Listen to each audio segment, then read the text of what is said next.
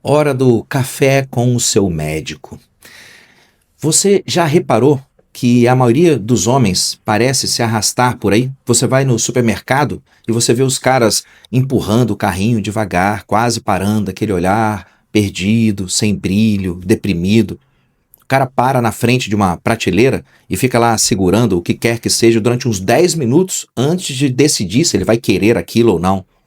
E de repente você vai no shopping, vai no restaurante, em algum outro lugar, e lá está aquele sujeito meio encurvado, sem postura, carregando a famosa barriguinha mole de chope, os bracinhos finos, sem musculatura. Os homens de hoje perderam aquela aparência de potência, e eles andam por aí menos potentes do que eles deveriam. Muitos deles cheios de ansiedade, síndrome do pânico e sei lá mais o quê. O fato é que nós estamos vivendo uma queda histórica dos níveis de testosterona. E isso não é só uma fase da vida ou um azar genético, não.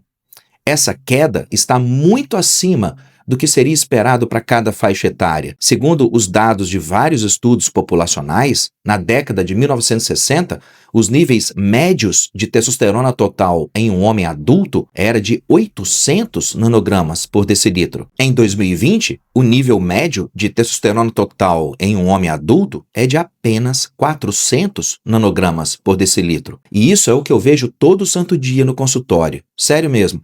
O sujeito de 40 anos de idade, hoje, ele possui, em média, um nível de testosterona total equivalente ao nível de um homem de 80 anos na década de 1960. E é por isso que eu chamo a deficiência de testosterona uma verdadeira epidemia oculta, porque ela está por aí, afetando milhões de homens, mas raramente é reconhecida como deveria. O que está causando essa epidemia de deficiência generalizada de testosterona nos homens?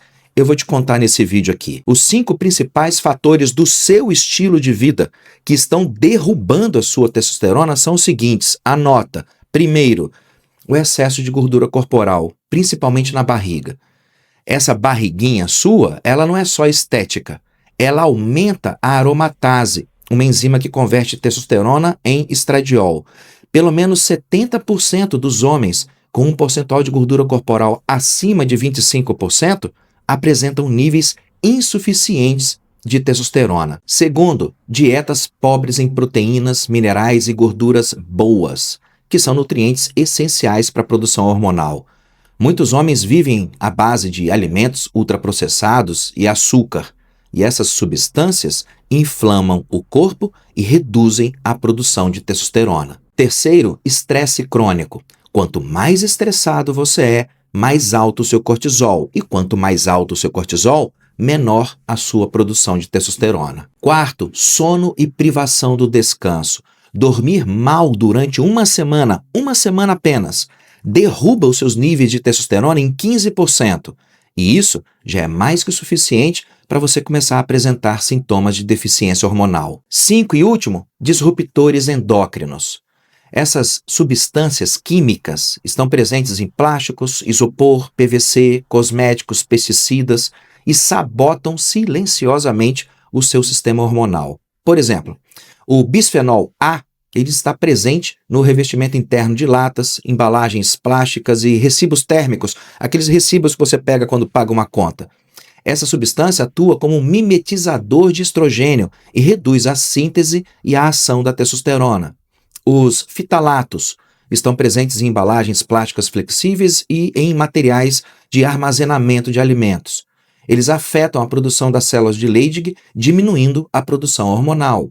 Resíduos de pesticidas, organofosforados e organoclorados, que estão presentes em frutas, verduras e grãos cultivados convencionalmente, interferem na produção de espermatozoide e na síntese de testosterona.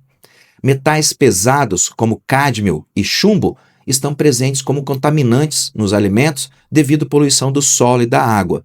Eles aumentam o estresse oxidativo e afetam diretamente a função testicular. E por aí vai. Infelizmente, com relação a esses disruptores, é meio que um beco sem saída. A carne que você compra no supermercado, ela vem embalada em isopor e em PVC. A água que você toma chega até você por um cano de plástico ou está dentro de uma garrafinha, que é de plástico. Ah, mas eu subo a serra de carro e pego água da fonte, direto da pedra.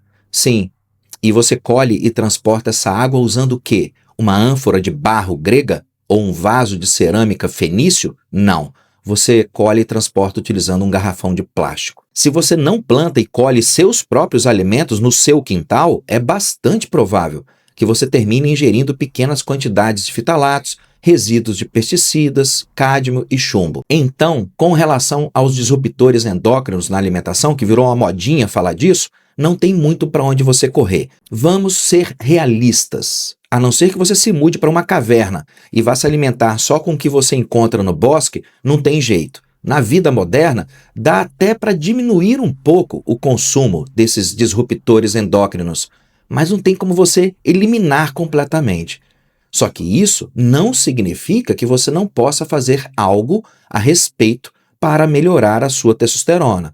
Sono, estresse, consumo de proteína animal e redução da gordura corporal são fatores que estão ao seu alcance. Eu recomendo que você comece por aí, porque se você não agir, esse ciclo só piora. Mudar hábitos ainda é a arma mais poderosa para recuperar a sua testosterona e a sua vitalidade. Por isso, homem, converse com o seu médico e faça uma medição dos seus níveis de testosterona. Se a sua testosterona total estiver abaixo de 600 nanogramas por decilitro, converse com o seu médico sobre como corrigir isso.